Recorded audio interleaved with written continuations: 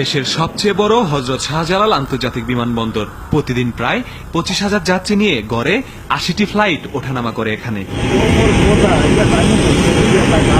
যে কোনো ফ্লাইট বিমানবন্দরে নামার পর যাত্রীকে বেশ কিছু আনুষ্ঠানিকতা শেষ করে বের হতে হয়। প্রথমেই ইমিগ্রেশনে যাচাই বাছাই করতে হয় পাসপোর্ট, এরপর লাগেজ নিতে যেতে হয় বেল্টে। বিমানবন্দরে 8টি বেল্টের মাধ্যমে যাত্রীদের লাগেজ বুঝিয়ে দেওয়া হয়। বেল্ট থেকে লাগেজ নেওয়ার পর যাত্রীদের সেগুলো কাস্টমস কর্তৃপক্ষের স্ক্যানারে স্ক্যান করাতে হয়। এসব কিছু করে গ্রিন চ্যানেল অতিক্রম করলেই শেষ হয় আনুষ্ঠানিকতা। এমন প্রতিটি ধাপে এখন ভোগান্তিতে পড়তে হচ্ছে যাত্রীদের। ইমিগ্রেশন মোটামুটি ভাবে পার হতে পারলেও ভোগান্তির চরমে উঠেছে বেল্টে এসে। প্রতিনিয়ত এখানে লাগেজ আসতে দেরি হচ্ছে। অন্যান্য দেশে বিমানবন্দরে পৌঁছার পর 10 মিনিটের মধ্যে বের হওয়া গেলেও শাহজালালে অপেক্ষা করতে হচ্ছে ঘন্টার পর ঘন্টা। কুয়েতে যাই মনে করেন যাওয়ার সাথে 2 মিনিট 5 মিনিট বা 10 মিনিট সময় লাগে মাল লইতে। আর আমরা বাংলাদেশে কেসের জন্য তো হরানিয়ম আমার নিজের দেশ। প্রবলেম বলতে কি দেরি হয়, ইউজুয়ালি দেরি হয় 1.5 ঘন্টা 2 ঘন্টা লেগে যায় মাঝে মাঝে।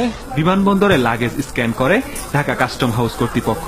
5% যাত্রীর লাগেজ স্ক্যান করার নিয়ম থাকলেও ফ্লাইট ভেদে এটি কম বেশি হয়। এর বাইরে কোনো যাত্রীকে সন্দেহ হলে লাগেজ খুলে চেক করা হয়। যাত্রীদের অভিযোগ আছে এই কর্তৃপক্ষের বিরুদ্ধেও। আমার ব্যাগেতে কিছুই নাই, খালি ব্যবহারের জিনিস আছে। রাস্তায় আমাকে ধরছে 3-4 জন মিলে ওকে লেখে নেই। আমি বললাম এটা মাই ডিউটি না, এটা রেসপন্সিবিলিটি আপনাদের, সে লেখে নেই কেন? আর লাগেজ পার্টিদের ছেড়ে দিছে, কিছু বলে না। আর ভদ্রলোকরা তারা হ্যারাস করছে। বাস টার্মিনালের সাথে খারাপ বিমানের অবস্থা। এই লোকগুলা যে দিছে, একটা লোক আমার মানে প্রত্যেকটা লোক স্টুপিড। একটা লোকের কোনো কোয়ালিফিকেশন নেই, সব চেনে ধরে চাকরি করে মানুষের দুর্ব্যবস্থা করে, আমাদের কষ্ট। বাংলাদেশি বংশোদ্ভূত অন্যান্য দেশের নাগরিকদের অভিযোগ, বিদেশের বিমানবন্দরে নানা সুযোগ সুবিধা পাওয়া গেলেও এখানে যেন তার উল্টো। রূপে মর্যাদা পাই, কিন্তু আমার দেশে কিন্তু এটা তো লাল পাসপোর্ট। আমি পৃথিবীর যে কোনো দেশে আমি এন্ট্রি ভিসা যাইতে পারি, কিন্তু বাংলাদেশে ওই সুযোগটা আমরা আসলে এখানে কম পাওয়া যায়। বিমানবন্দরের সার্বিক ব্যবস্থাপনার দায়িত্ব বেসামরিক বিমান চলাচল কর্তৃপক্ষের। অথচ এই নিয়ে কর্তৃপক্ষের চেয়ারম্যান ক্যামেরার সামনে কিছু বলতে রাজি নন।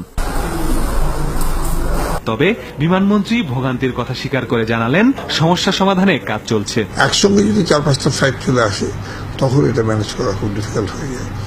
এর একটা বড় কারণ হচ্ছে যে বিমানের গ্রাউন্ড হ্যান্ডলিং এর যে ইকুইপমেন্টস, সেই ইকুইপমেন্টস এর অপ্রতুলতা। 9 মাস আগে বা 1 বছর আগেই এই ইকুইপমেন্টস কেনার কথা বলা হয়েছিল, কিন্তু আমলাতান্ত্রিক যে জটিলতা, সেই জটিলতা কাটিয়ে উঠে এই বিমানের ইকুইপমেন্টস কেনার ব্যাপারটি এটা হয়নি। বিমানবন্দরের সার্বিক উন্নয়নেই বেসামরিক বিমান পরিবহন ও পর্যটন মন্ত্রণালয় কাজ করে যাচ্ছে বলেও জানালেন তিনি।